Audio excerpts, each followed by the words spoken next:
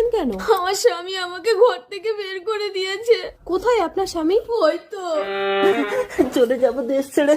এটা পাগলের জন্য আপনি কাঁদছেন? আমার স্বামী আগে পাগল ছিল না ম্যাডাম। তাহলে পাগল হলো কি করে? আমার বয়স তখন 5 বছর।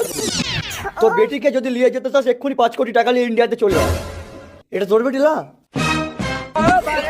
এটা কোন দেশ? আমি কোথায় যাব? আমার খিদেও পেয়েছে, আমি কি খাবো? তুমি আমার মানিব্যাগ চুরি করে নিয়ে পালাচ্ছ কেন?